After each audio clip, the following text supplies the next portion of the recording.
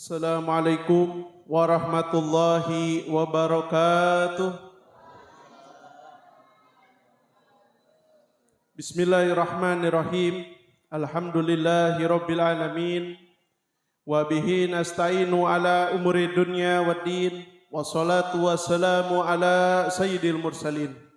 Sayyidina wa habibina wa syafiina wa maulana Muhammadin wa ala alihi wa sahbihi madamati ayyam wa syuhuri wa sinin amma ba'd.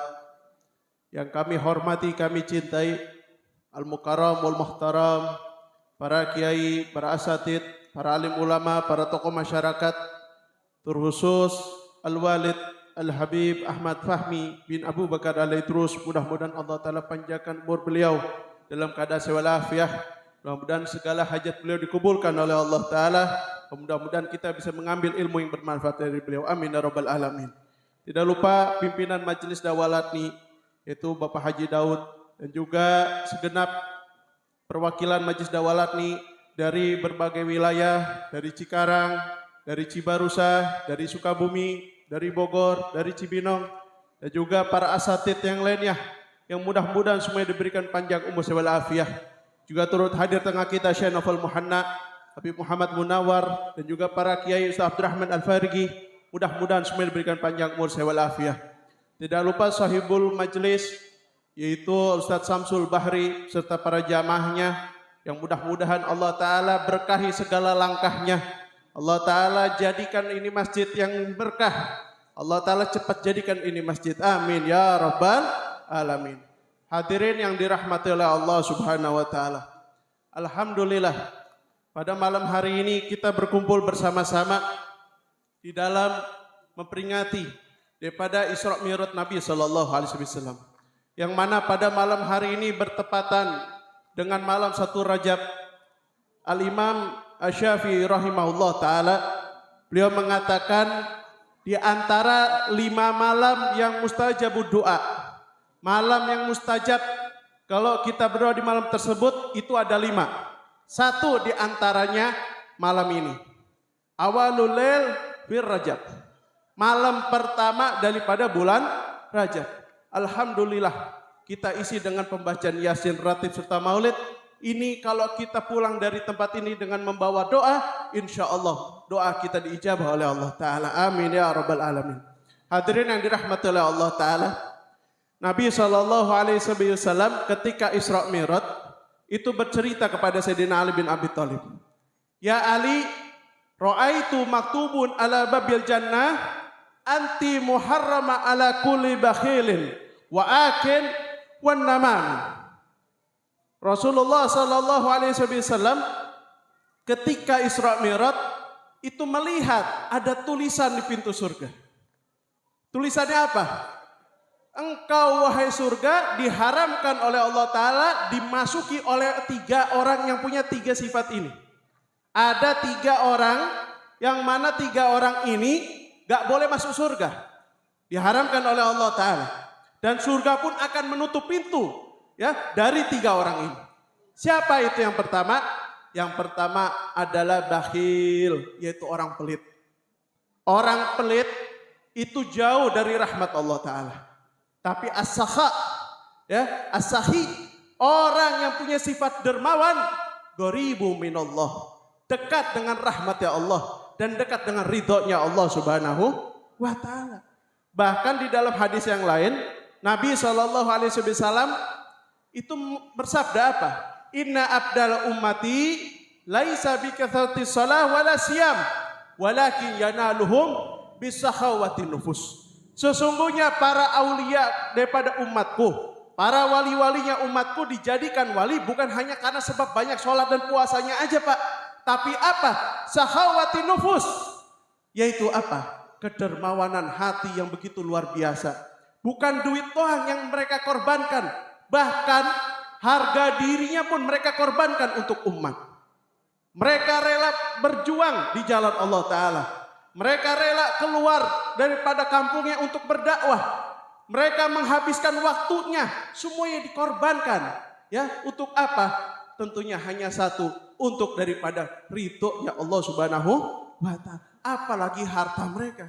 Makanya nggak sedikit ya. Kita dengar kemarin di tempat Bapak RW Madun, kami ceritakan bagaimana Tuan Syekh Abdul Qadir Jailani itu menjamu setiap hari. Dan gak cuma Tuan Syekh Abdul Qadir Jailani saja, Syekh Abu Bakar bin Salim juga begitu. Setiap harinya gak kurang dari ratusan orang. Bahkan punya dapur khusus, itu seharian gak berhenti bikin roti Pak. Seharian bikin roti terus. Ya, pembantunya yang laki yang perempuan dipisah. Mereka sibuk untuk nyediain apa? Kenapa? Karena untuk menjamu tamu. Maka di sini saudara hadirin yang dirahmati oleh Allah Ta'ala, jangan dianggap sepele ngasih makan kepada orang Islam tuh. Ya, ngasih makan itu luar biasa pahala di sisi Allah Ta'ala. Bahkan kata Nabi SAW, man at'ama musliman bitibi nafsin kataballahu alfa alfin hasanah. Siapa orang memberi makan kepada satu saja, satu orang muslim bitibi nafsin, dengan makanan yang baik, juga dengan hati yang ikhlas, nggak kepaksa ya, nggak merasa aduh nggak enak dia datang nggak kita jamu, nggak, betul-betul memang dia dermawan dari hatinya asli, ya. Itu apa kata Allah Taala? Kata Allah lahu alfa alfin hasanah. Allah Taala akan catat buat orang tersebut beribu-ribu daripada kebaikan. Wa maha anhu alfa alfi sayyah. Juga Allah Taala hapus beribu-ribu keburukan. Wa rafa'allahu lahu daro alfa darajah. Dan Allah Ta'ala angkat derajat orang itu 100 derajat. Bayangin Bu, ya, antara dari satu derajat ke satu derajat yang lainnya, itu membutuhkan ibadah 500 tahun tanpa riya. Harus ikhlas. Nah kita umur 60-70 belum tentu ikhlas ibadah. Nah ini 500 tahun. Tapi subhanallah, cuma dengan ngasih makan satu orang muslim, dengan jujur, dengan yang halal, dengan baik, dia angkat derajatnya 1000 daripada derajat. Inilah luar biasa umat Nabi Muhammad SAW. Kemudian saudara hadirin yang dirahmati oleh Allah Ta'ala, maka di sini jangan sampai kita punya sifat pelit ya Bu ya. Kepada siapapun, apalagi sama saudara, ya kasih sebisa-bisanya. Makanya saya kasih pesan, kalau ada orang mau minjem duit, ya jangan ngarepin balik, jangan ngarepin balikin, ya. Kalau kita mau minjemin, ada orang nih datang ke kita, minjem duit, ya. Terus kita nggak mampu ngasih pinjam sesuai dengan nominal yang dia minta, kasih aja apa yang sekira kita ridho kalau dia nggak balikin.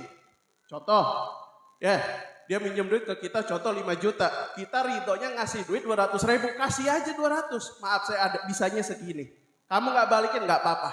Tuh begitu. Kenapa? Biar kita nggak jadi orang pelit, betul nggak? Biar kita juga punya sifat yang jelek kepada orang tersebut. Kemudian saudara hadirin yang dirahmati Allah Ta'ala. Kemudian siapa lagi? Ya, orang yang diharapkan masuk surga yaitu akil, orang yang punya sifat durhaka. Durhaka sama siapa? Pertama, durhaka sama orang tua, durhaka sama guru, durhaka sama tetangga, durhaka sama anak. Nah loh, masa ada durhaka sama anak? Memang ada, Bib, ada. Kalau anak itu wajib taat sama orang tua. Siapa yang nyuruh taat? Allah. Ketika anak tidak taat, berarti dia durhaka kepada Allah. Ya, begitu pula orang tua. Orang tua juga harus memberikan haknya anak. Apa haknya anak? Mengenalkan Allah, mengenalkan kepada Nabi Muhammad SAW. Itu haknya anak.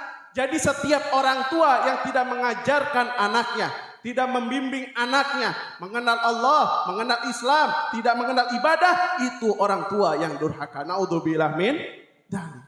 Kemudian yang ketiga, siapa orang yang diharamkan masuk surga? An-namam. Orang yang suka ngadu domba. Ya, ngadu domba. Pernah satu ketika Nabi Musa alaihissalam, di zaman Nabi Musa itu terjadi paceklik. Paceklik itu beberapa bulan gak ada hujan. Dan itu ngefeknya kepada pertanian. Akhirnya apa? Itu tumbuh-tumbuhan pada kagak mau tumbuh. Kenapa? Karena gak ada hujan. Akhirnya Nabi Musa pun diminta oleh umatnya untuk berdoa kepada Allah Ta'ala. Sekali, 2 kali, 3 kali berdoa bersama umatnya, gak diijabah sama Allah Ta'ala. Sampai akhirnya apa? Allah Ta'ala sendiri ngasih tahu. Ya Musa, tahukah kamu kenapa aku tidak kasih ijabah kepada kamu? Dan juga kepada orang bersama kamu. Kenapa? Wa fikum na'an namam. Karena di antara kami mengamini doa kamu itu ada an-namam. Siapa itu? Tukang ngadu domba. Tukang ngadu domba. Maka hati-hati. Bahkan dalam hadis yang lain kata Nabi apa syiraru ummati al-masya'una bin namimah. Seburuk-buruknya umatku yang kesono kemari datang bawa omongannya ngejelek-jelekin. Betul nggak? Makanya di sini kalau ada orang datang ke kita, dia bawa cerita, oh si fulan begini, orang itu jeleknya begini, orang itu jelek begini. Nih ada 6 cara dari Imam Ghazali. Pertama, kalau ada orang kayak gitu, pertama jangan dipercaya omongannya. Ya. Pertama, jangan dipercaya omongannya. Kedua, kalau kita mampu, larang tuh orang. Kalau mampu, ya, larang. Kamu jangan suka nyampaikan omongan seperti ini nggak baik. Ya, kalau mampu. Ketiga, apa? Benci dia karena Allah, bukan benci orangnya, tapi benci karena apa yang dia lakukan. Ya, nggak boleh benci orang karena orang, tapi benci orang itu karena kelakuannya. Keempat, yaitu apa? Jangan suuzon dulu sama yang diaduin. Ya, misalkan nih empok ini misalkan dia ngomongin empok yang lain. Misalkan Pok Ida yang diomongin ya. Pok Ida diomongin, itu kita jangan bubur suuzon sama Pok Ida. Wah bener tuh orang tuh kayak begini tuh. Jangan. Kenapa? Bisa jadi nih orang nggak benar yang nyampein. Betul nggak? Kemudian yang kelima, jangan dicari tahu. Oh katanya Pok Ida selingkuh sama Pak Udin. Nah itu jangan dicari tahu. Ini misalkan, ya misalkan. Jangan dicari tahu. Biarin aja udah. Betul nggak? Jangan dicari tahu. Kemudian yang terakhir, kalau kita dengar kabar tentang omongan-omongan, jangan diceritain lagi ke orang lain. Jadi cukup berhenti di kita, udah selesai. Nah, kenapa zaman sekarang banyak fitnah, banyak ucapan ini, akhirnya waktu kita habis buat ngomongin orang.